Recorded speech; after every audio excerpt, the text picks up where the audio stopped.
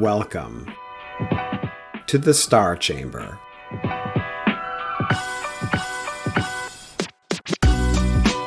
I'm Ryan Swayze, a retired Air Force Lieutenant Colonel and the founder and president of the Walk the Talk Foundation, a nonprofit that advocates for and advises currently serving and former military service members going through the arduous journey of administrative processes and investigations in our government.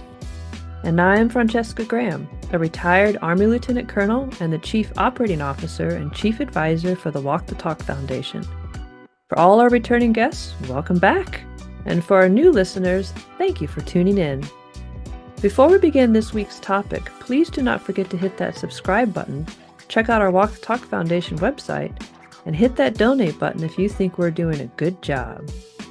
Also, check out our newsletter, the DoD Times Redacted, on all the socials, including LinkedIn, X, Instagram, and Facebook. Links in the description. All right, Star Chamber listeners, let's get started.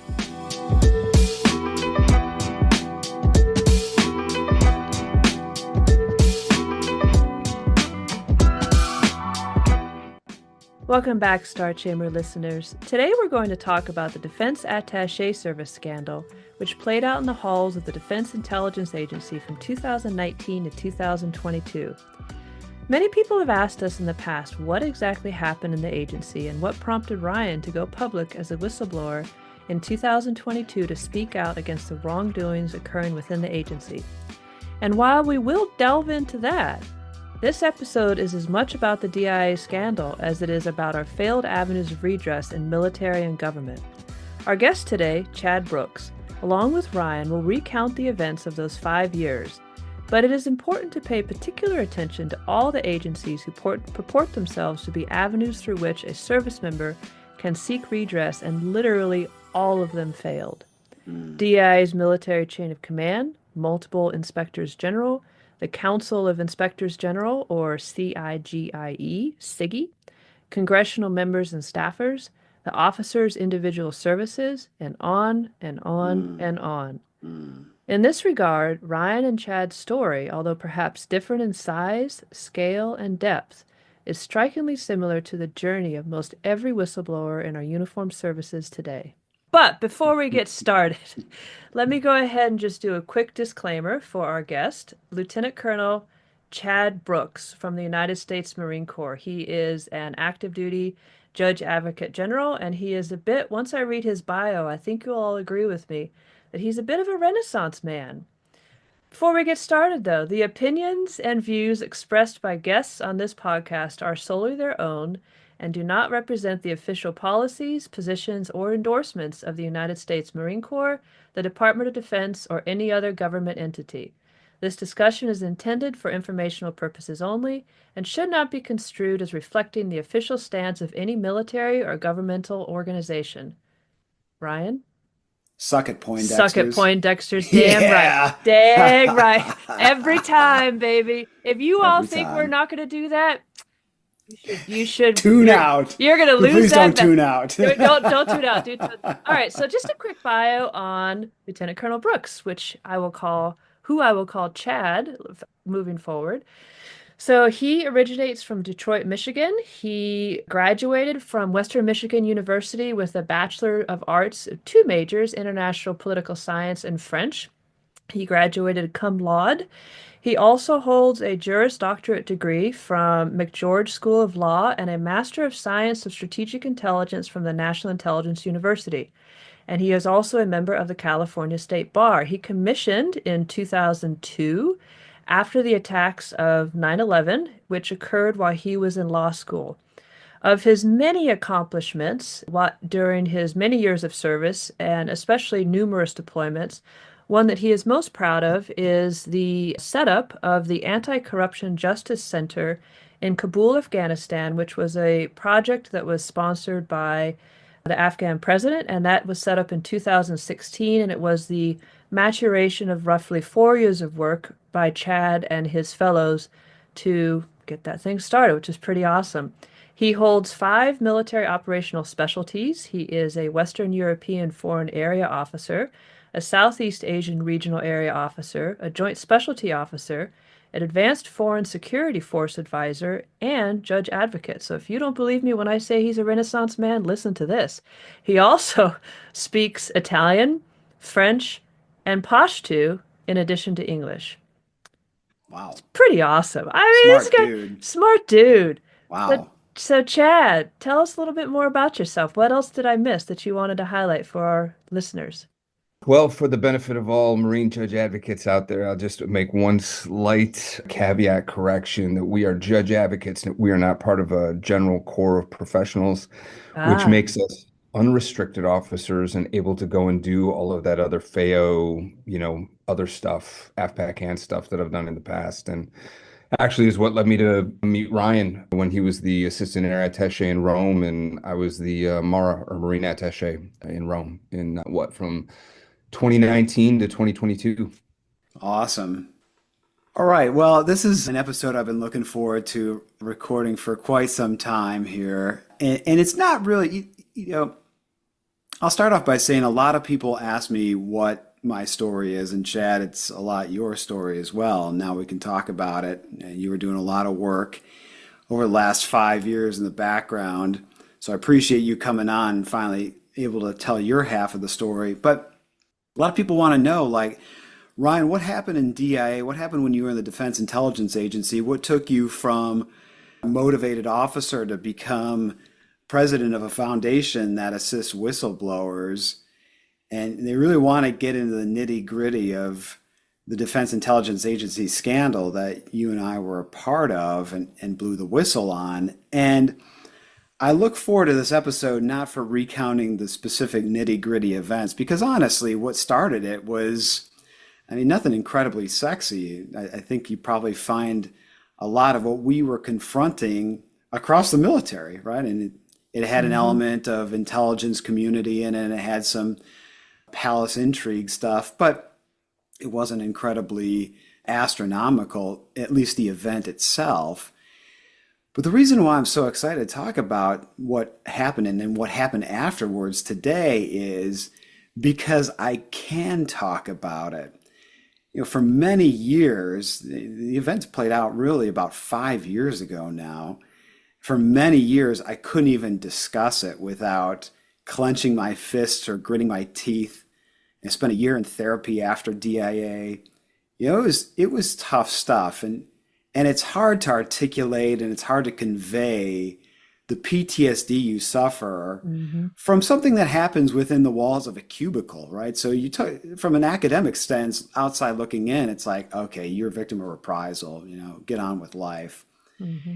And it's just such a fundamental moral betrayal and moral injury that it takes a significant toll on your psyche. And Chad, you and I have started a book, and God's honest truth, I Yeah. just couldn't bring myself to write because I didn't want to relive the events of DIA circa 2019. And so that's why I'm so happy today, because it's almost like a cathartic moment for me in that I can actually talk about it without punching something, no exaggeration. So my friend, and I say that literally, my friend, it's good to have you on the show. And I look forward to some very candid discussion about the events 2019 and beyond. So welcome aboard, shipmate. Thanks, Ryan. No, it's great to see what you guys are doing with the foundation and this podcast in terms of putting this stuff out there, because like you said, one of the most traumatic parts, I think, of going through the whistleblower process, right, which they tell you is your duty. I don't believe that many people actually mean that. That's my personal belief. Clearly. But Yeah. Mm-hmm. when you do that, when you endeavor to go down that road and airing stuff out that's not right, man, you are alone. I mean, you Mm-hmm. are out on a raft by yourself, and maybe you're lucky enough, like you and I were, to have each other because, it happened to a number of people in our office in Rome. I think that probably like 5 people went out of that office in a pretty negative way. Yeah. But I was involved in your ongoing IG investigation, and then all of a sudden things started happening to me. And you're like, why is this happening? What is this about? Is this because I was a witness in an ongoing investigation, or is the eye of Sauron now, from DIA now on me because of Mm-hmm. I don't know what, what what did I do?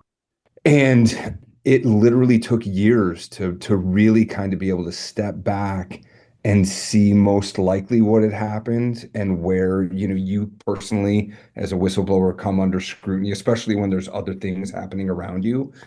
And, if you don't have a good support system of, family backing you up at home, of colleagues that are, that you can talk to, it gets really lonely and really scary. I mean, it's your career, and Yeah. if you were in the attaché program like you and I were, I mean, that's one of the most selective programs in the Department of Defense. I mean, in the Marine Corps, Yeah. literally, we have 33 attachés, or at least it was when I went through. Maybe we've created a position or two, but you're getting, a very, very high vis assignment. And for me, I was not used to being somebody who came under scrutiny, especially as a judge advocate. So yeah, I mean, the mental toll was huge. And just like you, I really couldn't keep writing the book. I didn't want to keep telling the story. I wanted to step away from it. And that's why I think it's huge and very commendable what, and I know both of you, Cheska, as well, have gone through the whistleblower process, is Mhm. it's being able to stay in engaged in this fight. It takes a toll. It's hard, very, very Yeah. hard. Yeah. So good segue. Let's tee it up back to circa 2019. So you're in the office being the Defense Attaché Office of Rome. And just for context, that's the Attaché Service, a subordinate division within the Defense Intelligence Agency, which is the military brother of the CIA, the better known CIA. So you and I are in Italy. We're doing the attaché job. That's essentially liaison between Italian military and American military. We're working for the Defense Intelligence Agency, and we're there. And we're going through a lot of inner office struggles, especially we've got some senior officers who are toxic influences. They are not doing the job. They're not doing the job well. They're impeding others doing the job. We've got an enlisted member or two subverting the chain of command, also adding some toxic elements to it. The place is kind of a wreck, and the lead, the defense attaché, the head, is, although a good guy, well outside his depth in terms of the position, just not Mhm. suited to lead, not suited to lead a small, high performing unit like a defense attaché office of seven in a location abroad. So things come to a head. 2019, December, it was Christmas Day. I remember it very well. I sent a letter to Miss Tammy Levitt. Now, Miss Tammy Levitt exists in the hierarchy in a geographical division within the attaché service. So if you imagine here, you've got the Defense Intelligence Agency, a subordinate division. One of the operational divisions of that agency is the Defense Attaché Service. It's all these high performing officers abroad in embassies serving in positions. And within the Attaché Service, you have multiple geographic divisions. Levitt was leading the European division. And I sent her a letter and I said, we have got some serious systemic problems in Rome that are not being addressed by our defense attaché and are impacting the mission. And that's how really my whistleblower journey began, because Mhm. that protected communication started a series of snowballing events, which would years later culminate in legislation. Mhm. It's it, and that's, I think, in and of itself very telling that you have a matter within an office that really was easily solved, right? It just Mhm. took a little bit of leadership and a little bit of courage. And I am sure it would have been nipped in the bud, to use Scott Barrier's words, but it wasn't. It was doubled down with another wrong. And then we would go to the IG and they would sham the investigation. They would double down with another wrong, and on and on and on. DO, level of the Air Force, International Affairs, Undersecretariat, Congress, etc. And suddenly, you and I are going to the House Intel Committee, and we're getting laws passed so that Yeah. DIA can fix itself, quite literally, without exaggeration. That is how that snowballed in a span of multiple years.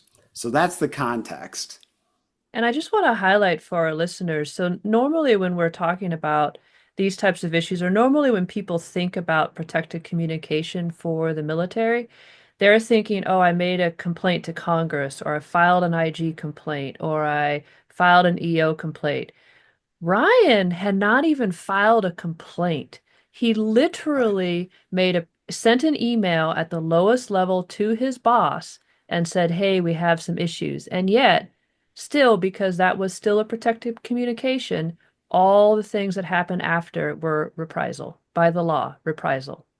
And so what happens is, and now I know the rest of the story because I've gotten the reports via the Freedom of Information Act years later, is that Miss Levitt flew out in January of 2020 on what she called a fact-finding mission. And within the first hour of that fact-finding mission, she pulled me aside and removed me from the follow-on assignment she had recommended just 3 weeks prior. Now, I thought that was reprisal.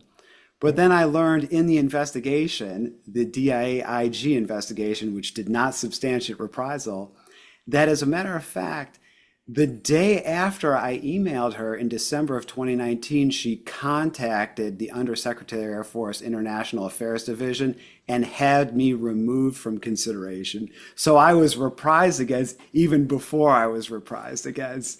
And And that's where it began. and so I got to jump in with this because that's, I mean, that's the MO, right? Exposed, because Yes. the exact same thing happened to me literally the next day after I told the chain of command that essentially our office needed to be investigated for something. I was told to get my rear end by the same individual you're talking about. I needed to get my rear end on the next plane back to DC. And if you can imagine, like, think about getting that phone call, right? Like, as a service member, and you're an attaché, you're a diplomat, you're at a foreign post, your butt needs to be on the first flight back to DC. Like, my head was spinning because, my military superior is down the hallway. He hasn't said anything to me about this. I'm getting an order from a civilian, which isn't a thing. There's only a couple of civilians out there who can give military members orders, and it ain't the head of a geographic division inside a DIA. And then, the next day I would find out there was a memo signed returning to service, my board screened service nomination for a second attaché diplomatic assignment to Bogota, Colombia. It's the exact same pattern, right? Protected Mhm. communication, and it's like, Queen of Hearts, off with your head immediately before, you get to the IG's office. And again, same thing. IG didn't substantiate my reprisal, even though it was the day after I made a protected communication. But as we would find out later on, through really all the efforts that you made, Ryan, that was the MO. I mean, that's just what they would do. The second that you became a problem, and this is what I ultimately reported to the director of operations, Major General Schmidt, before kind of like my outbrief to DIA, was that anytime, somebody of competence, pierces the veil of incompetence within DIA, Mhm. it's that immediate chain of events happens. That's Yes. that's off with their head. You're either removed from post. The IG's office actually told me that I was the first attaché that they had ever seen called back to DC and then returned to their post, that I actually made it back to my post.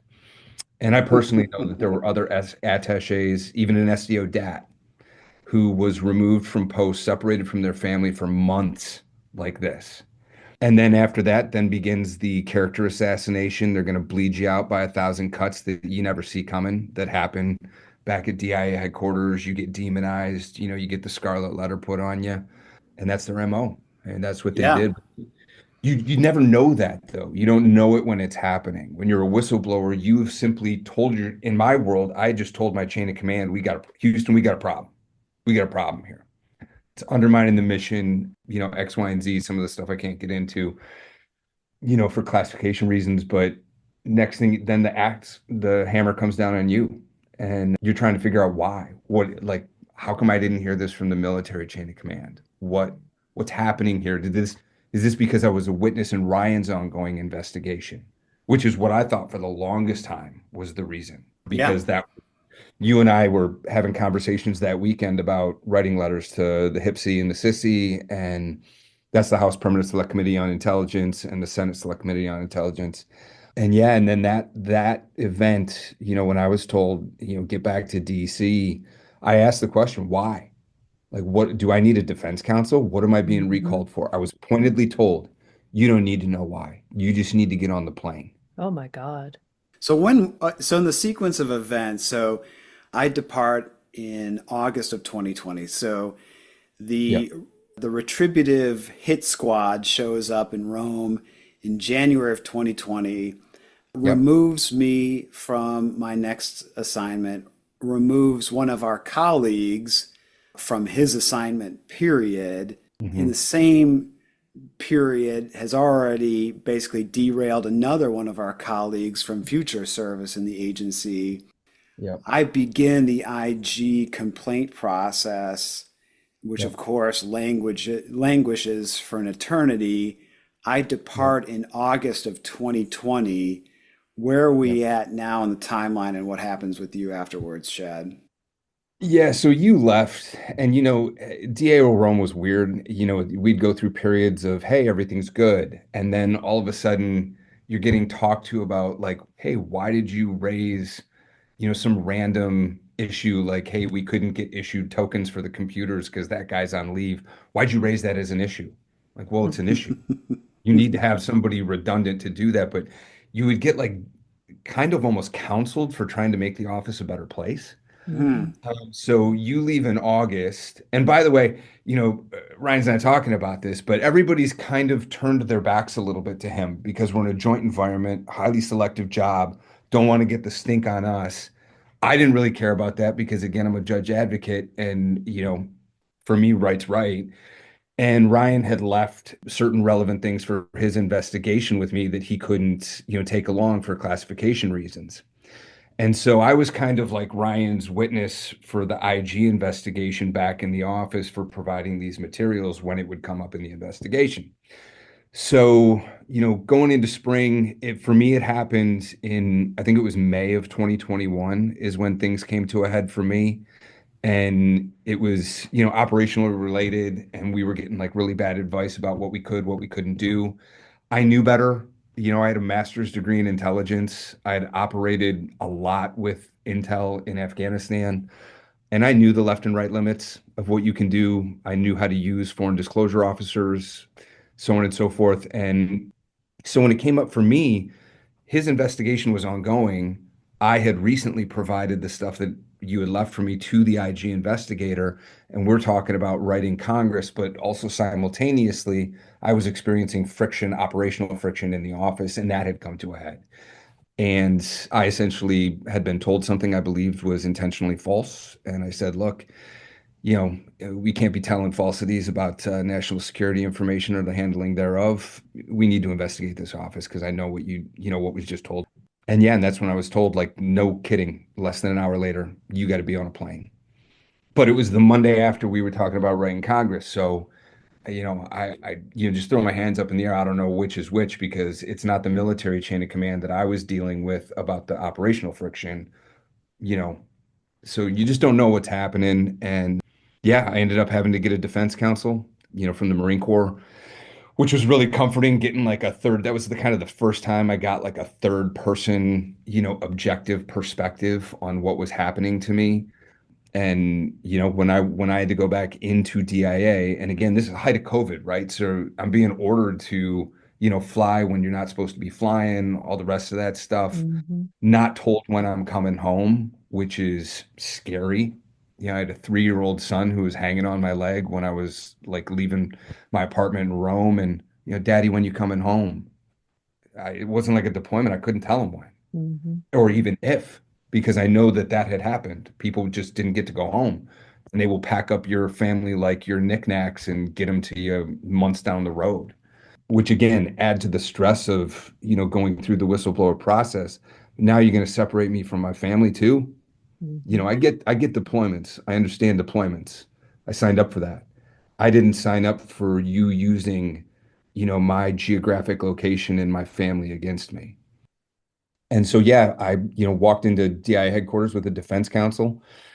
Made it through it, got a letter of counseling that essentially detailed every time I had pointed out that the office wasn't functioning properly. Like actually part of that counseling was that I notified the administrative support that my embassy walkie-talkie wasn't working, and that was somehow like bad on me, like for flagging that.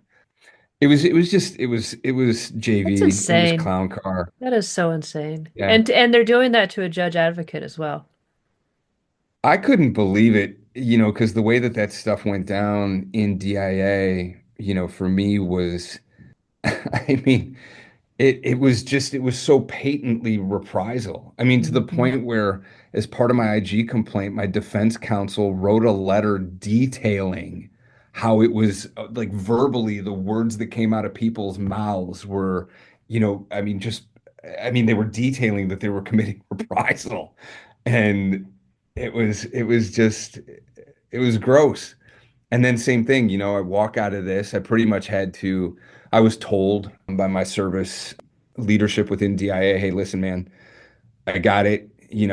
Nobody agrees with what's happening, but you're going to have to come back here and you're going to have to be humble about this if you want to get back and see your family.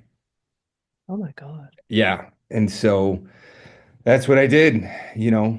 And then right after that counseling, I'm saying that with air quotes, I get handed a letter by the senior service rep saying, hey, from DIA that was dated the day after I made the complaint, the protected communication in the office, Hmm. and that memorandum was purported to be backdated 2 weeks before that, which, like, why are you putting that if you're not trying to hide the timeline of reprisal? And yeah, and then the day after the DIA meeting, I had to go meet with, Marine Corps leadership. And that was like night and day. I mean, that was one thing that I got, Ryan, that I don't think that you did get, which was, I mean, the Marine Corps, at least initially, really backed me up. And that was huge, man. Like that was huge. And I was even told, like, hey, What we learned, Chad, is that, and this is one of the 70 witness statements or accounts I received over the course of the next 2 years. I want to read this one to you because it's going to sound awfully familiar. I'll leave the names out. In March 2020, when it emerged that a senior defense official would be returned to service, i.e., fired, they had expressed to a mutual friend that they had, quote, thought about ending it, end quote. Miss Levitt dispassionately summoned him back to DIA with little concern to the gravity of his mental state.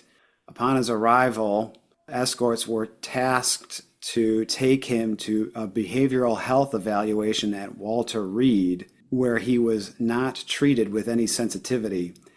He was assigned a junior ranking officer as an escort and told by staff psychologists to go to behavioral health professionals who immediately diverted them to the emergency room, where this officer in a fragile emotional state was poked and prodded by ER triage nurses. Levitt did not make the proper accommodations for his return and was escorted on a flight back to his country of service.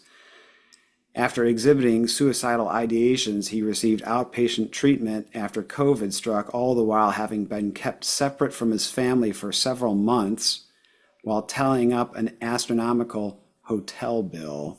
So, very similar modus operandi. yeah. And I can tell you it was difficult. I mean, I still get emotional thinking about it now, like again, you sign up for the deployments, you don't sign up for games like this. That was difficult. Yeah, and I think that this is kind of a good point to talk about. Like, you and I were talking pretty frequently at this point because we were, trying to figure out, what was going on. And frankly, like you were just being a good friend, and I remember walking home through the Villa Borghese almost every day and talking about what was going on and okay, next steps, what could I do and not do? Because, keep in mind, Cheska, I'm still a member of the IC. Hmm. So I've got intel oversight laws that apply to me. Yep. And I can't be out there collecting statements, from people like Hmm. Ryan could because he's out of the IC and he's not, a human intelligence officer anymore at that point. Yep. And that was, and I'll tell you, I think it was, you know, he was doing his thing and I was doing mine. And I think I initially had some good success by going to Congress because, as soon as I got back to Rome, I rolled up my sleeves and went to work. I was just like, this cannot stand. I lined up courses of action. I mean, straight up like a detail, almost like a campaign plan. I'm Hmm. going to the HIPSI. This is how I got to do it. I'm going to the SISI. This is how I got to do it. And to do that, you have to go through your members of Congress, right? So where I really got the traction, well, 2 points, right? I didn't get traction really through my representative in the House of Representatives. I did get traction directly from the HIPSI. They had Hmm. contact information out there and they reached back out to me because I coined this as a matter of urgent concern, right? Hmm. Because this was undermining our operations Yep. and immediately, started getting traction with them wanting to talk to me. Okay, so let's keep the timeline on track. So you returned back to Rome in Yep. May of 2021, correct? Yep. Okay, so you returned back to Rome May of 2021.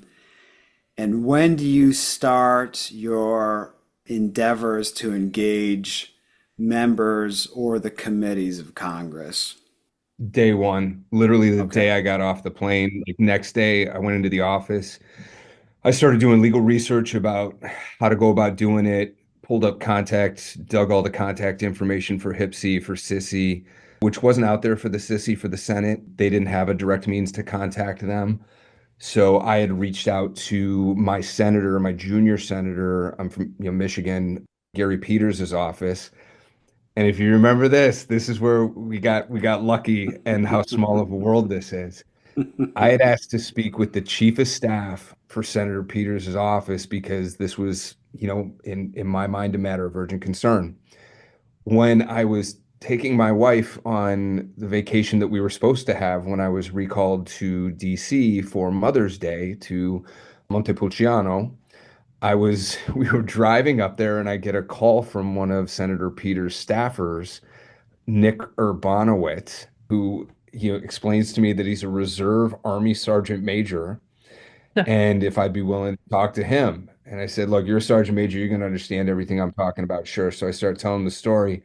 And then I mention Tammy Levitt, and he stops dead in his tracks and goes, who? He starts cussing.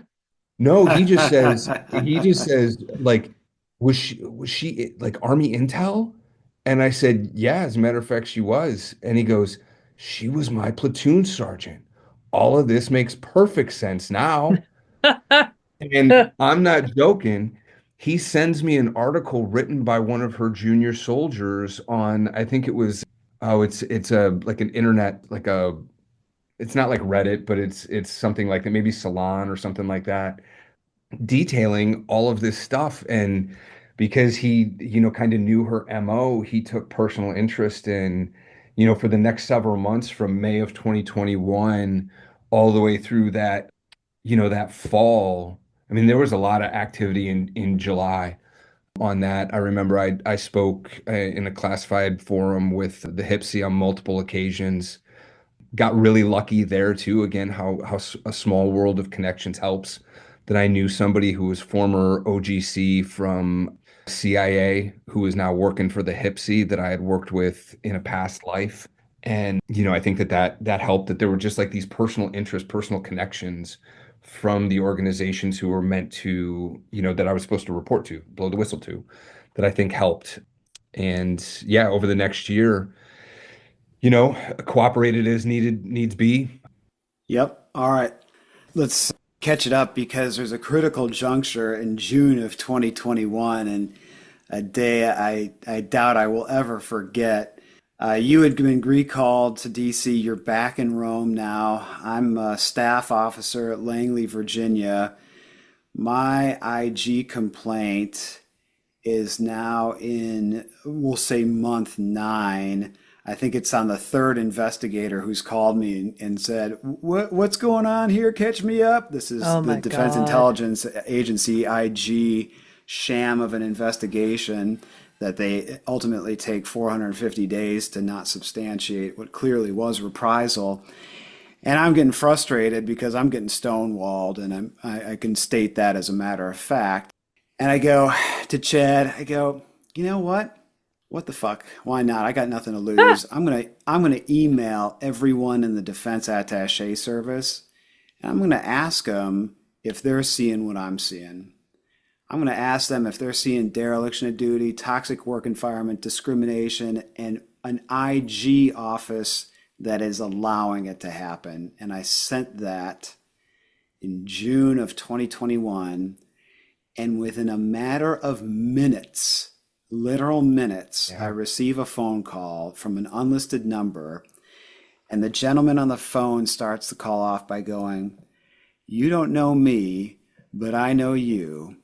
And I can tell you that on this date, there was a climate assessment done, and the results were abhorrent, and the director covered it all up." The director Mm. of the Defense Attaché Service at the time, Michael Bachna. And that's what he told me. And I said, I am on it. He goes, "You need to request that survey and get it through the Freedom of Information Act because it is very telling," as was the leadership's reaction to that climate assessment, which was to try and bury it. Mm-hmm. That was a pivotal point because fast forward, I somehow get a FOIA request, which was a miracle in of itself. And sure enough, it's atrocious. It's like 33% say they've been bullied, half have been said they were discriminated against. Everybody says it's a toxic work environment, all coming out of the Defense Attaché Service. And that was the tipping point to convince two people who were working on the Wall Street Journal story at the time. And I know this is getting ahead of the sequence here, but it was a pivotal moment because that report was what pushed the story over the edge and got it into the national press in February of 2022. That all started with that phone call in June of 2021. I remember it clearly. And I remember the speed at which I received the anonymous tip because it changed the direction of everything after that. After that, I had multiple witnesses, 70 in total, come forward. We got the story in the national press. We finally had our narrative, the truth, which Mm-hmm. was countering the perverted narrative that the agency had been spinning about us and what had been happening over the last year. That was a critical juncture, and that was June 2021. So, Chad, we hashed that out, and now you start marching. I'm going to say it now. We couldn't talk about it at the time, but you start pressing very heavily on the HPSI and SISI side. That's the House Permanent Select Committee on Intelligence, in the vernacular known as the House Intel Committee and Senate Intel Committee. And that's where you start to make your money. So catch us up after that. Yeah, so that was heavy, and I remember when you threw that Hail Mary, and I was like, "Wow, like that takes moxie. I like it. I like it." And really, as we were like almost jointly doing this campaign plan, and you doing what you could out of the IC, me doing what I could still in the IC, and also, and Mm-hmm. this is very significant, I was the intelligence oversight officer for DAO Rome. So as Ryan starts to get all these responses, and this is summer 2021, and I'm talking to the HPSI, the SISI, then Afghanistan happened, right? And Afghanistan happened in August, end of July, Mm. August 2021, right? Mm-hmm. My reputation is in shambles. The outgoing SDO DAT, who was, by all accounts, problematic. Yeah, so the senior defense official, defense attaché, essentially the boss of Defense Attaché Office Rome, he has left, and we're awaiting our his replacement to come in. So there's a vacuum, a leadership vacuum in the office, which isn't that big of a deal because attachés are largely independent operators anyway, loosely organized, but doing a lot of service specific, own initiative stuff. But when Afghanistan starts to happen, my name has been tarnished, right? But as a former AFPAC hand, I know more about Afghanistan than probably 99% of the DoD, and probably even to more fine point percentages than that. And we start to engage in that mission because there are certain diplomatic things that we had to quarterback vis-a-vis our, relationship with Italy, right? And And you speak Pashto.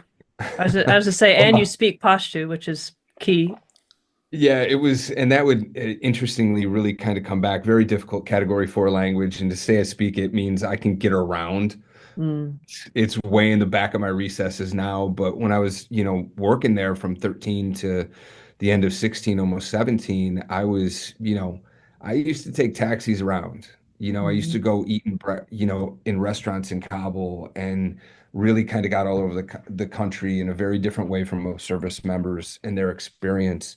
I had dinner in people's homes, Hmm. in Afghanistan, very, very, and not in uniform. I mean, just suit, jacket, literally taking Afghan taxis around.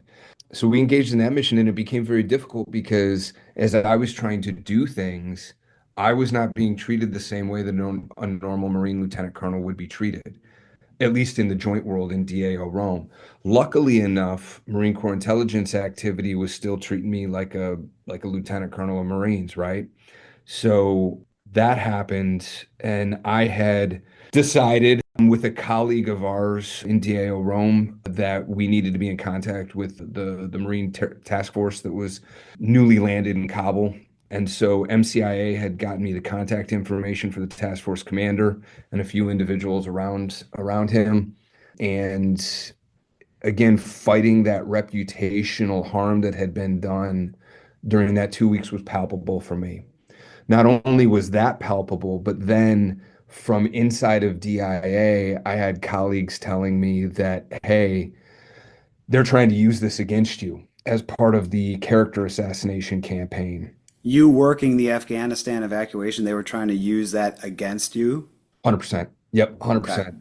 How? In what way? I think at least what I was told was that the beef that they were trying to make is that I was using Intel activity appropriated funds for non-Intel purposes, I which, gotcha. Okay. you know, quantify that, Yeah, I okay. All mean, right, noted. Yeah. yeah, so, and that really all gets debunked later on as we're going through things and setting up that operation. My interpreter's family was still over there, mom, two brothers, two sisters. I'd been working to get them out for some time already on humanitarian parole visas. So I had worked with the country team, like, hey, look, if I can work to get these guys out, and I can get them here to Italy, can we process them through the consulate here in Rome? And they're like, yep, Chad, get your people out. We'll figure it out, man. Like, we'll figure it out. And I've got nothing but great things to say about the Department of State, going through that whole evacuation. I mean, the stuff that they were, I mean, they moved mountains. They were great. And as we developed policy and set up the lily pad operation down in Sigonella, Nassig in Sicily, getting my interpreter's family out and getting them to me, literally had the Italians bring them to me in Rome. I picked them up from the airport and had already worked out at this point with the Department of State, hey, we need interpreter services down at Sigonella because we can't find Dari, Pashto, Urdu speakers, very readily, Hmm. here in Italy. And hey, Chad, do any of your people, do they speak? And I was like, as a matter of fact, yeah, four of them are certified, interpreters. So I ended up taking them down to Sigonella and they performed interpretive services for, weeks. I mean, maybe even into like the 2 month range down there. I had gone down there and, done some attaching, and that was very important stuff, I would say, from some of the people coming out of immediately out of Afghanistan. But yeah, again, it was very difficult, even to the point where, when I had relationships with people down there at that point at Sigonella, I came back to Rome at one point during the evacuation. I wasn't allowed to go back there to keep working that line of effort, again, because of the reputation. Even Hmm. though I was the culturally knowledgeable one, the one who could speak Pashto, the one who had already met people down there, the new incoming SDO DAT, Defense Attaché, sent another attaché down there in my place because of the Because you reputation. had been besmirched. Oh yeah. Yeah, yeah, yeah. It's ironic. One of the rationales I was given as to why I was not going to Berlin, which was my next assignment that I was being postured for, is that Miss Lovett was afraid. At least this is what she told me. Afraid I would taint the name of SDO, I'm sorry, taint the name of USDAO Rome in Berlin, and yet ironically you were being defamed to the incoming defense attaché, who in fact came from Berlin. So, and I remember you recounting the events of this evacuation here. You were working some serious hours with a colleague doing the digital Dunkirk, essentially Yeah. helping out with that. And then you tell me something I will never forget as well, that one of the officers, a senior ranking officer in the office, walks into your office and tells you to stop. Tell me about that day and how that played out.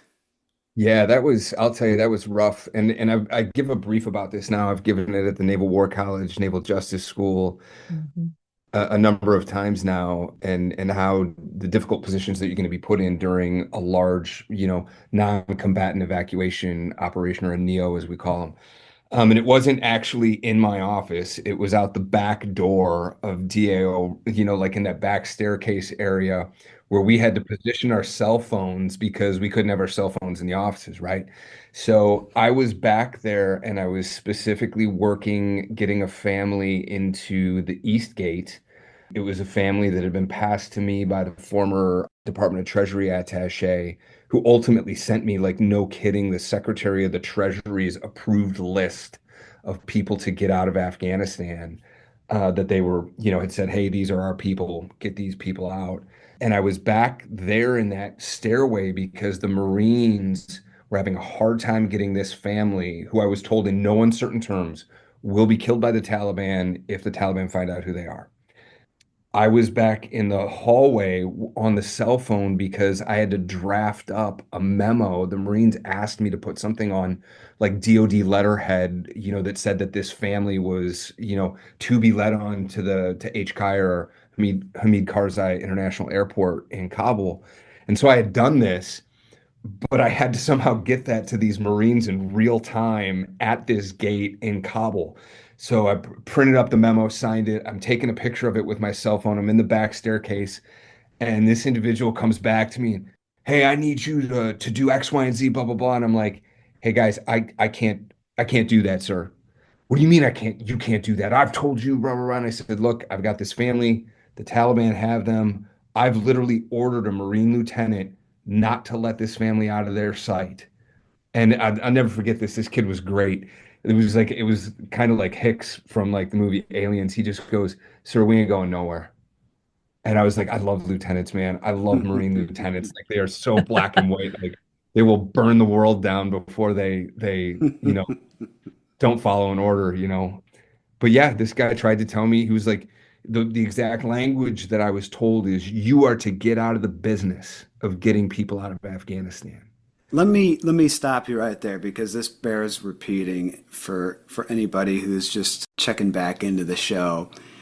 You are positioned in Rome in the embassy, and you are telephonically and electronically managing assistance for the Afghanistan evacuation operation, both of Americans as well as our Afghan interpreters and their families. And in walks American military officer to the stairwell you were operating out of and orders you not once, but twice to cease and desist helping that operation. That is accurate as I have it Oh yeah, understood correctly. spot on. And I. Where where in the hell does an order and traitor like that come from? So, and this is, some well, it's not speculation. I was told that, from the country team inside of DIA, they were pushing the word to shut down what we were doing to get people out of Afghanistan. I know for a fact that there were people who pushed back against that inside of DIA that were really, had our backs. That's And good. So it's not everybody's a traitor. But right, because I mean, that is borderline traitorous. You as an American, you are ordering other Americans to cease and desist evacuating. Well, people are dying there. yeah, Americans are I would dying. say Afghans are dying. I wouldn't use the word traitor or treachery or there's very specific legal definitions of that, but what I do coin this as is an unlawful order. I have Right. people who are very, I mean, look, the Taliban were taking these people. If you got turned away from the gate, a lot of these people got walked around the corner and got two in the back of the head. Mhm. And I knew that this family was specifically being sought after by the Taliban, as told to me by very senior, people in the U.S. government, formerly in the U.S. government. And I'm doing all I can, right? And so I had to, just say, hey, look, I want to do what you're asking me to do, what you're telling me to do, and I can get to that, but I can't get to that for a few hours until I get this family out. Okay. Yeah. And they turned around and left when I was about to leave to go down to Sigonella, and we were, again, I'm working with the country team. They've asked me to do this. Mhm. And like leadership in DAO Rome are using phrases toward me like I was told, you're just off the reservation. You don't even know how far off the reservation you are. Good Mm. Lord. And, but these were things, and again, I don't know if I wasn't a judge advocate that I wouldn't have been able to parse through, that and still do the right thing. Again, these were things that were very, difficult. I mean, you want to talk about Yeah. stress? You want to talk about stress? Yeah. Well, on 9 out of 10 attaches, that tactic works because of two things. Number one, the attaché isn't a judge advocate, doesn't know the rules and the law. Number two, they believe the Defense Intelligence Agency, the entity in fact off the reservation when it comes to the law Hmm. and rules of the country, and we can state that as fact. It becomes this in the intelligence community. I think is specifically susceptible to this. They're this autonomous bubble, right? And that's why the importance of whistleblowers and IGs is especially pronounced in the intelligence community because number one, you've got a lot of classification, you've got a lot of deference, operational and tactical deference given to the community because of that sensitive mission and sensitivity of the information. But it's very important to have a healthy whistleblower system because when it fails, the ramifications are much more pronounced. It's not like your line of the Air Force, like, okay, somebody's career was ruined. That's bad. Okay. But in the intelligence community, you have Snowden's, you have very critical information leak, you have people die Mhm. when these things don't happen. And here's the link. We're going to kind of draw this from December 2019 to August 2021 in the timeline. I report the wrongdoings carried out by Miss Levitt. They're not addressed. And now she, as far as people allege and recount, is the one ordering, by extension, you to stop the Afghanistan evacuation operation. There's the link. That could have been curbed had Mhm. there Yep. been a functioning inspector general chain of command avenue of redress, and it's not. And that's where lives were endangered without hyperbole. 100%. And it was, I mean, there was so much more, that that happened during that time that was so significant that we were able to do that. I mean, it saved people's lives. Like, I mean, what we were doing literally saved people's lives. And I'm not just saying that. Like, I mean, the task force commander literally sent me an email saying that, Chad, you saved people's lives. But when I got the word that that was happening, I had had enough. I had had enough, and I wasn't going to let that get in the way of that operation. And so I went up the Marine Corps chain of command and popped a Red Star cluster and said, "Hey, gentlemen, I'm just letting you know that this is what I'm being told is happening." And, that's like, I mean, give me some top cover here, you know. Also very significant was, my direct involvement in that because I was like the Marine attaché most involved is what I've been told. MCIA had stood up a watch floor and was, open for business to support operations, with analysis, work products, everything out of Quantico. And one of the things, the only thing, in fact, that I requested for them is I said, I want a high definition JPEG map of the airport in Kabul with grid coordinates for all of the ECPs. I want it in JPEG format and PDF format. And those guys back there, I mean, they turned that around pretty quickly for me. And I was later told that that was one of the most used products for people supporting the evacuation because things would just virally get passed around on text message, Mhm. on Signal, WhatsApp, all the rest of that stuff. And fast forward when we were doing the after action report, in the months that followed about who did we get out, who didn't we get out, that we were asked to get out, everything else. I reached back out to those intelligence professionals there, everybody that I'd communicated with, and said, hey guys, this is the tally of who you guys helped. And you guys should know that because in the intel world, you're very rarely, back briefed about the successful, contribution that you've made to the mission. And I had people call me up, in tears Mhm. after that. And Yeah. I mean, you and your colleague out there, we both know who that is, did a hell of a lot of work and saved a lot of lives, period, dot. While, yeah, and this is the sick irony, perhaps, while members in the DIA were trying to stop it. I mean, it baffles the mind. But I'm going to jump forward again in the future a little bit because yeah, this event, you end up speaking to it, answers follow up. In April 2022, you speak to Major General Michelle Schmidt, who's at the time the director of operations of the agency, about that event in August 2021, the evacuation operation, the attempted interference thereof. In parallel, months later, I request via my representative, Rob Whitman, the results of that report and investigation. I'm going to read to you what the Defense Intelligence Agency wrote in September of 2023. So this is 19 months after I've requested via Freedom of Information Act and my representative a follow-up as to what played out not only in the Afghanistan evacuation operation, but as well as the internal investigation that followed in April 2022. Here's what they wrote. Dear Representative Whitman, thank you for your inquiry. The DIA Directorate of Operations, DO, conducted 2 administrative investigations related to the Defense Attaché service. The recommendations that stem from those investigations are complete. As appropriate, officers were counseled and received remedial training to ensure future adherence to DoD and DIA policies and procedures. End quote. Counseled. Counseled. What do you think about that, Chad?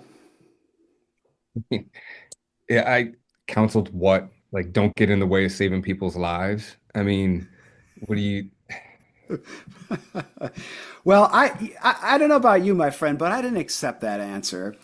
So I contacted Representative Whitman's defense staffer, and as I was in Virginia and a one-party consent state, here is what he had to say. Yeah, as far as the response that we got from the DoD on the whistleblower complaint of the member of the DIA being told to stand down and not assist with the evacuation. So there has to be a recognition by all of us, right? Whether it be the congressman, whether it be we as his staff, and then also those who are reaching out to our office for assistance, that there are bounds to even a congressman's ability to influence and they can't do everything that they might want to do, right? So, Congressman Whitman cannot open an investigation, right? Because because we're displeased with the DoD's response to the letter that we sent, right? We can't order the military to open an investigation, right? We just don't have that power, right? And so I think I have to be honest with you, and we all have to be honest with each other in the limitations to the powers of Congressman Whitman and others, right? So we took the whistleblower complaint seriously that you brought to our attention, right? We sent the letter on your behalf. The response that we received, it has to be sufficient for us. I'm not saying that it's the best answer, it's the right answer, it's the answer that I was hoping for, or that I would have given if I was in this situation replying to the letter, right? I don't know all the facts at that level, but as an office as a staff member for a congressman, we have to take a response like that and accept it for what it is, that the DoD looked into it, that officers were counseled, right? All right, so there you have it. Congressional oversight at its finest. It's a half-truth, right? He's right. It's like you can't mandate an investigation. You can't reopen an investigation. But there's a thing called checks and balances, Yeah. and it happens every day. And it happens every day, Congress vis-a-vis the military in different arenas. But that was, yeah, my representative at work right there. We just have to accept it and take it for what it is. Counsel. Well, yeah, and I will, I'll take a little bit of issue with that. They've got subpoena power. I mean, they can do a lot more stuff if when they really want to, right? But Yes. Mm-hmm. Yeah, and know, they have.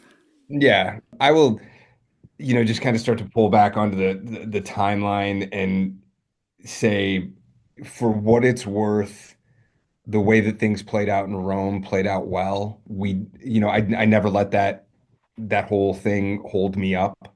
I just said, like, look, that's so clearly beyond the pale. I gotta live with myself at the end of the day, and so I'm doing the right thing for the right reason. And the way that I explain this when I give the brief is I say, look, as military officers, we're acting in really kind of one of three areas, right? We're acting where we're specifically ordered to do something, right? We've been given a mission. We're in a realm where we've been specifically told we can't do something. Think like UCMJ, can't do stuff. And then there is this vast gray area in between where it's, hey, we haven't been told not to, we haven't been told to do it. There's nothing prohibiting me from doing this. Okay, I'm going to take the initiative here and do the right thing for the right reason, knowing what my higher authority, is engaged in, which was this massive NEO operation to get the right people out of Afghanistan, right? Mm-hmm. And so I was, just not, I wasn't going to hold up for that. All right, so you continue with the mission. You save a lot of people. You're lauded by many. And now we're working full bore, you and I in concert, Yep. Congressional, House Intel Committee, Senate Intel Committee, and now the nuclear option, which I labeled as the nuclear option because for me it was, and that's to go public. Yeah. And so you have some serendipitous connections, and you begin that in the fall of 21. Yeah, and we were just on the road to, hey, like, obviously we are not going to be made whole, like personally, even though that's what the IG system is set up for. I'd already accepted we're not going to, there's not going to be any justice come to us, but hey, we can make this thing better for other people, hopefully, right? So yeah, like the public affairs side of things, airing it out was the next step. And I was lucky enough to have a journalistic contact from my time in Afghanistan, and they were in a position to tell the story. And again, I was still in the intel community at this point, and they could still squash me like a grape, in the middle of the road, Mr. Miyagi style, if they wanted to. And so, you were frankly courageous enough. I mean, you were still active duty, but you were courageous enough to be there in uniform and tell the story. And again, tons of respect for that, Ryan. I mean, that takes a lot of gumption, a lot of moxie. And frankly, that was, until that happened, we had tried things. Remember, you had forwarded me one thing that was relevant in my role as the Intel Oversight Officer of DAO Rome, and that was that you had received information from a witness that said operations coordinators all over the DAO were told by their civilian leadership to collect and report on line attaches around the DAS all over the world, right? Yeah, so let's stop that right there because that was an important piece of information that I received. So as part of the 70 or so witness statements that I had collected over this past year, one of them was from an operations coordinator. They're typically enlisted or a warrant officer. Chief Warrant Officer, Army, always Army. Yep. They are sent out to each attaché office as basically running the staff, right? They're second in They're not in charge, they're not in command, they're just number two in the office, just subordinate to the defense attaché, but they have no command authority, what have you.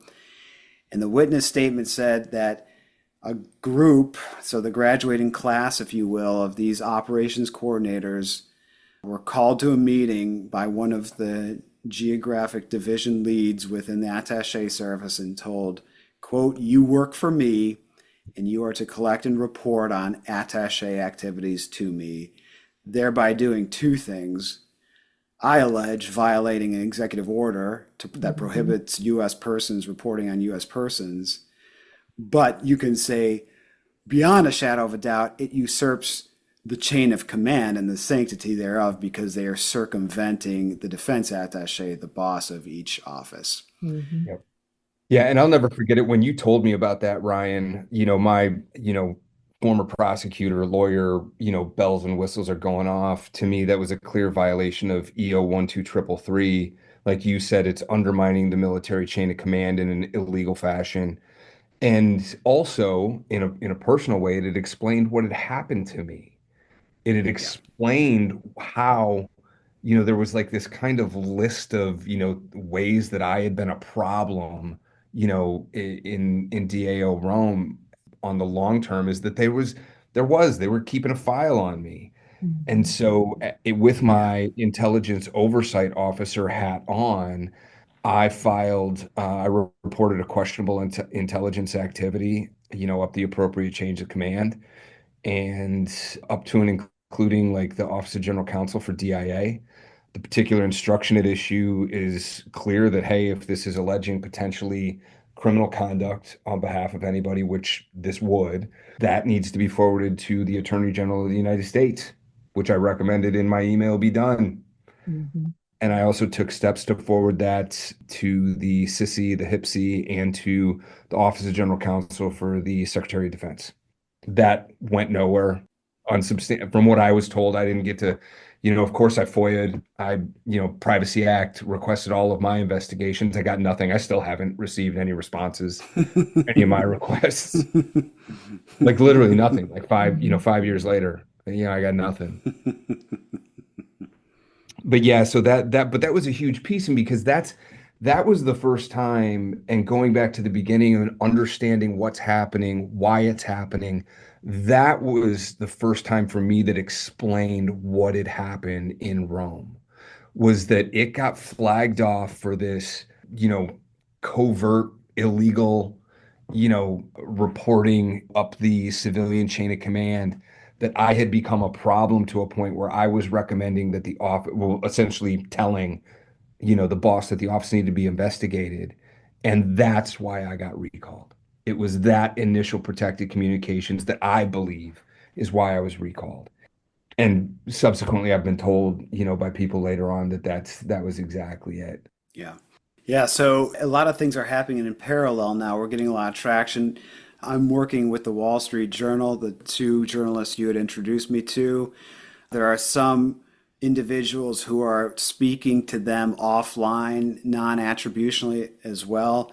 That article gets slow rolled for a number of reasons, mostly at the editorial level. It eventually is published.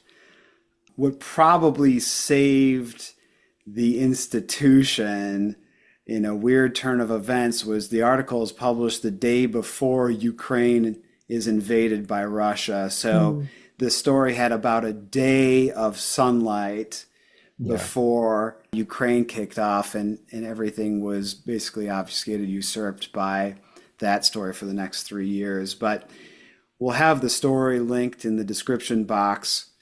One of the most telling quotes, which is an anonymous quote, but to your point, Chad, you talk about the executive order that prohibits U.S. persons. You talk about usurping the chain of command, but also, and this is from the article, quote, "As a defense attaché at a U.S. embassy in a foreign country, I should not have to spend a large portion of my time looking over my shoulder for someone nefarious from DIA. There are plenty of other foreign threats for me to worry about," end quote. And that really is it, right? A lot of this goes to how it might sound on the surface to be ticky-tack or palace intrigue type of stuff, but when your teammates are spying on you, literally, and you find out that the Defense Intelligence Agency has ordered them to do that, all trust in your team, of which is very small in all these outstations, with all these foreign threats, with all these counterintelligence threats, with all these other spying threats, etc. And all you have is your team of 7 to rely on, and now you can't even trust them. That destroys the mission. Crushes it, absolutely crushes it, because you can't operate, you know, in an environment where you think that, you know, where literally anybody could say in your office that you did something untoward and done, like hard done, right? Like you're Yes. going to get put on ice. So it's, why do you take initiative? You know, like how, what are you going to, you got to trust your teammates, especially out there, especially in those environments. Yeah. And that was, yeah, I mean, so telling to bring it home to, why is this a matter of urgency to be solved? And frankly, why did we keep going with it? You know, all the way through up to the, you know, the Intel Authorization Act of, what was it, 2022 or 2023? I think it was 2023. And here it is.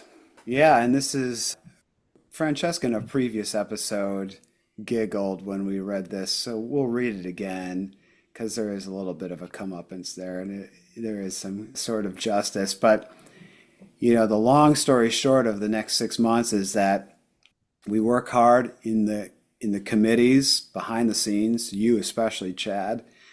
I put my face in the Wall Street Journal so it could adorn many dartboards in DIA. Literally. Literally. Yeah.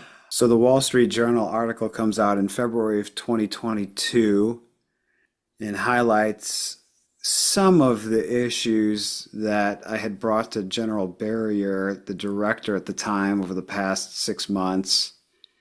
They kind of glom onto some of more of the salacious stories and miss, I think, some of the heart of the matter. But it spurs a lot of questions, especially from the House Intel Committee, to include one of the sitting members, Jackie Spear. Here she is in a March 2022 committee hearing on emerging threats, questioning General Barrier. Here we go. The oligarchs' real estate ownings. General Barrier, in my last 12 seconds, I will ask that you take this question for the record and provide me additional information later. The Wall Street Journal just did an article that was deeply troubling to me and I think to my colleagues about a toxic environment in DIA. A whistleblower came forward. There is egregious behavior going on. At another time, I would like you to provide us additional information about what you're doing to change that. I yield back. And that was Representative Spear directing General Barrier to fix his agency, basically, and report back on how he's doing it, primarily because, and this is what we talked to at the beginning of the episode, something that started off so simple, really, in nature, that could have been solved so easily, had snowballed out of control to the point where now the director is answering to the House Intel Committee about how effed up his agency is and how he's going to fix it. And I'd just like to highlight, so that exchange between Representative Spears and now retired Lieutenant General Barrier, who I think a week after his retirement, he was hired on as one of the senior partners or senior person at a defense contracting firm. Pretty, yeah, pretty awesome. Anyways, that does intelligence. Shocking. So anyway, so that exchange happened in March of 2022. So at the same time that he or his staff was figuring out how to respond to Representative Spear, in May of 2022, and Ryan found this out through a FOIA request, he was simultaneously bad-mouthing Ryan to officers at the Defense Intelligence Agency. So in May of 2022, and you can go onto our website at Walk the Talk Foundation to find these notes that were actually General Barrier's talking points from that Army all-call. And I wrote an article about it that we published in February 17th, 2024, after Ryan got the FOIA request back. And I'll just read just the first paragraph of that article. So it was one of my old Did You Know articles. In May 2022, a mere 2 months after the U.S. Congress received 65 witness statements alleging 158 wrongdoings within the Defense Intelligence Agency, Defense Attaché Service, the then director of DIA, Lieutenant General retired Scott Barrier, briefed likely hundreds of Army personnel supporting the DIA that, quote, I don't think that that's a DAS issue writ large, or, quote, a DIA issue, unquote. Further, he told the Army soldiers, and that's relevant because Army were kind of snarky about the Air Force and we think they're a bunch of wimps. So specifically, he's talking to his audience, right? He says, further, he told the Army soldiers that the person who brought the DIA DAS abuses to light was, quote, just an Air Force officer stationed at a, quote, far-flung platform that didn't get the evaluation he wanted, didn't get the assignment he wanted. He retired, and now he's just agitated about DIA and toxicity at DIA. Unquote. I laugh, but it's so telling for so many reasons because, number one, it's defamation. You know why? Because it's a lie. Because he had the 70 witness statements in his hand months prior to that and then attributed all to this one disgruntled Air Force officer. Total misrepresentation of the facts. But more telling is that this is the director. This is the person that sets the tone. Yep. He is the person that says, this is what will happen to you if you blow the whistle. Mm-hmm. Watch me publicly skewer him, the disgruntled Air Force officer, which is me, and anybody else who speaks ill of the institution. In effect, another interesting turn of events, I took that to the Department of Defense Inspector General. I said, that is a chilling effect. I'm no lawyer, Chad is, but I argue that he has imparted a chilling effect on the entire agency and has de facto restricted anyone from ever reporting anything because he has just made a public example of what happens to whistleblowers. I thought it was a pretty good argument. The DODIG did not agree and unsubstantiated. Yep.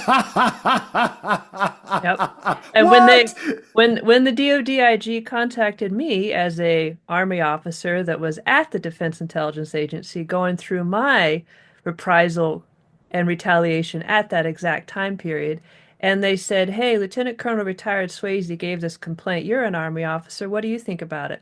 Well, it was absolutely a restriction, 100%.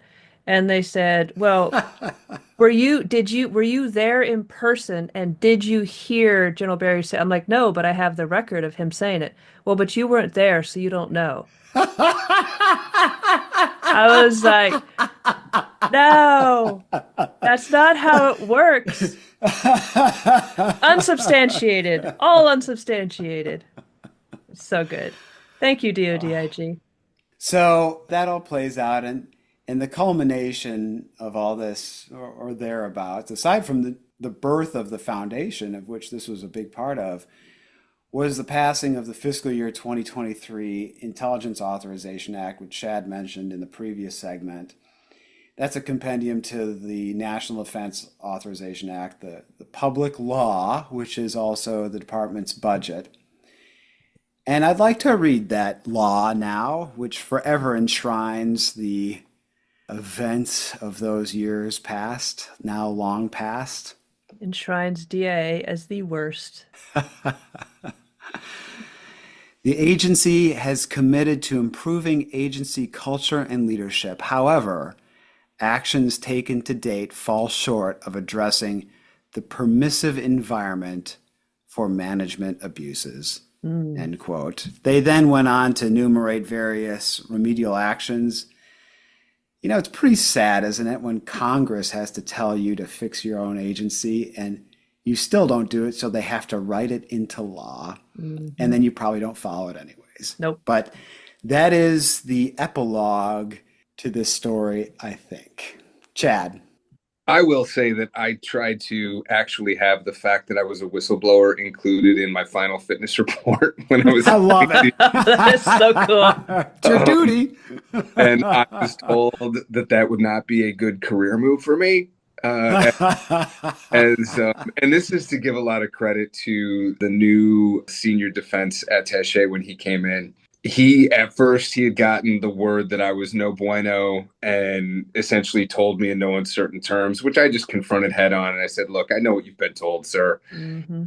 I just asked you to make up your own mind. And he I think very honorably said to me, you know what? You're telling me that now. I'll give you an answer in 6 months. Mm-hmm. And to his credit, he came back and he said, Chad, I got to tell you, you're a man of your word.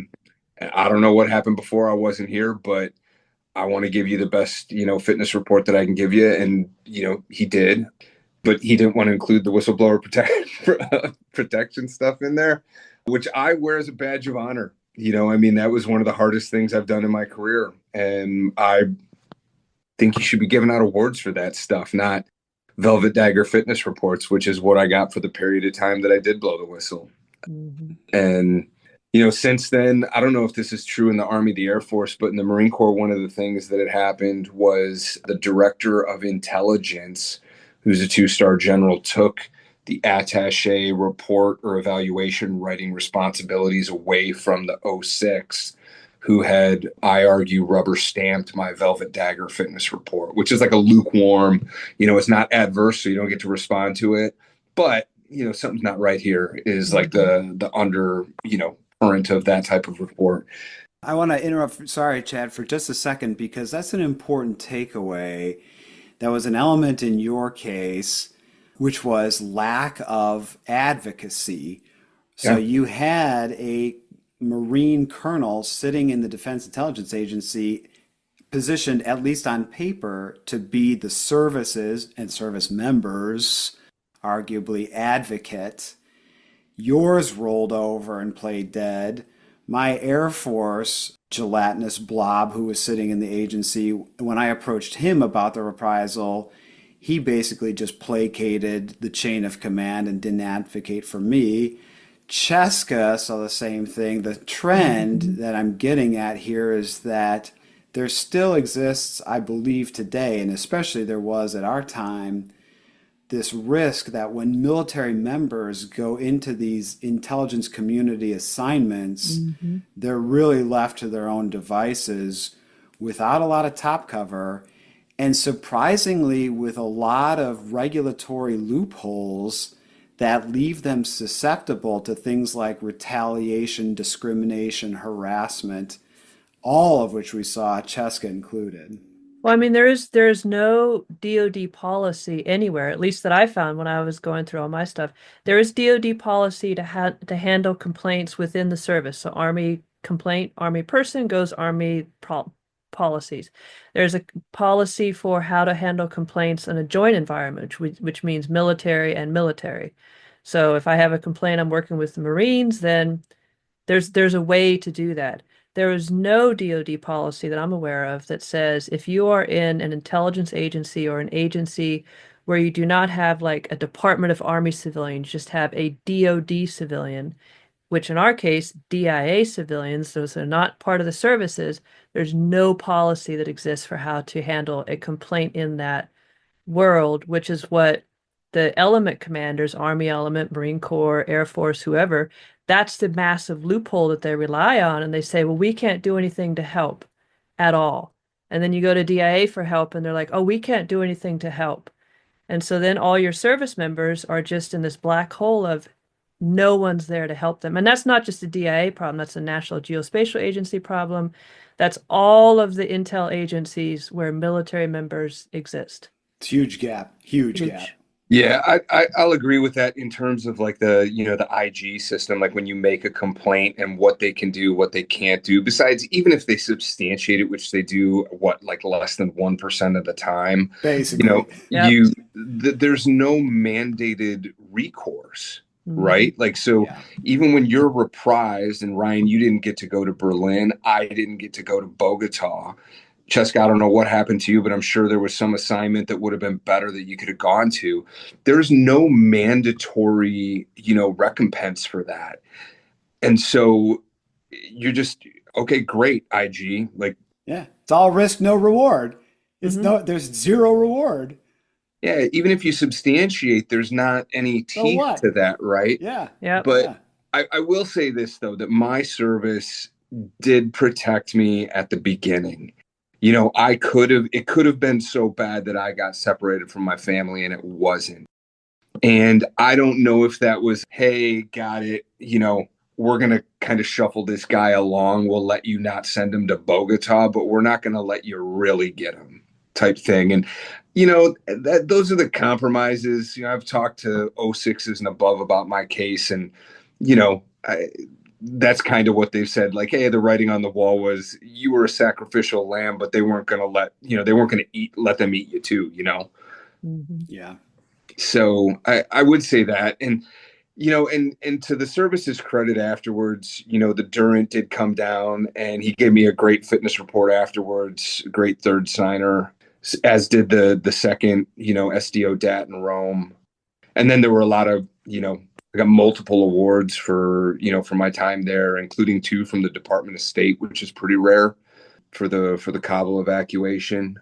And I think the ultimate win here, really, it's kind of like the proverbial, how many crimes do the police prevent? We'll never know, right? Mm-hmm. But because we took a stand, I have no doubt we prevented future Ryan Swayze's, future Chad Brooks's, future Francescagrahams from happening because certain people aren't in positions anymore, A.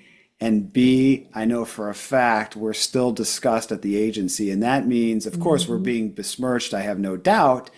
But also, when new geographic division leads go, maybe I should order people to subvert the chain of command, I'll bet you they think twice nowadays. And that is another win. And that reminds me, Ryan, we need to make sure to send this podcast to General Cruz. Oh, he and Kirchhoffer will be the first recipients. Oh, that'd be so good.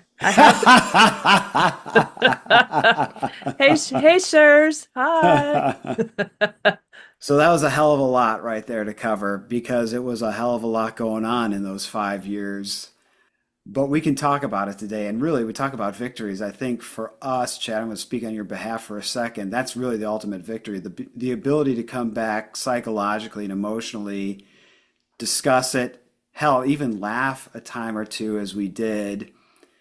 That's really, for me, the sweetest victory. And we see this a lot in the clients we advise too. It's, okay, we've got to get restitution, we've got to get redress, but first and foremost, you got to make sure you and your family are right, and you got to be right in your headspace in order to do that. And so the fact that we're all here today chuckling at DI's expense, and rightfully so, it is a huge win just from a self-care standpoint. So my friend, and I call you that, I've lost a few friends along the way, and Jessica and I have talked about this, how you lose those in the path of the whistleblower. People cower, and I get it. There's collateral damage, but my friend, I'm glad and proud to call you a friend. I'm happy we could be on this show today talking about it, and you're coming forward and showing a lot of courage doing so. So thank you. Congrats. And I leave you the last word, amigo.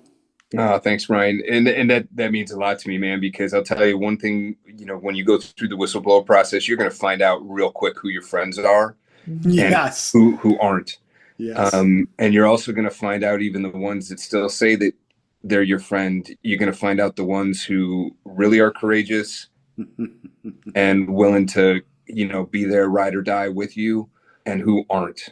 And that's disappointing. Yep. I mean, that was really disappointing to see who stuck by and who didn't. Yep. But, that's, hey, guess what? They gave you an opportunity to find people of better value to keep in your life, Mm-hmm. Yeah. It's been a ride, and personally, I'm in a much better place now. I think look, I'll just say it. I was traumatized. I mean, I had to reach out and get help afterwards for a long time, and so that's a win. But I also think that we've done a lot of good for the people that came after us. There's more oversight now. There's still a lot more to do. More oversight is needed. And hopefully that's something that we can, continue to do. Because I don't want anybody out there feeling as alone as we were.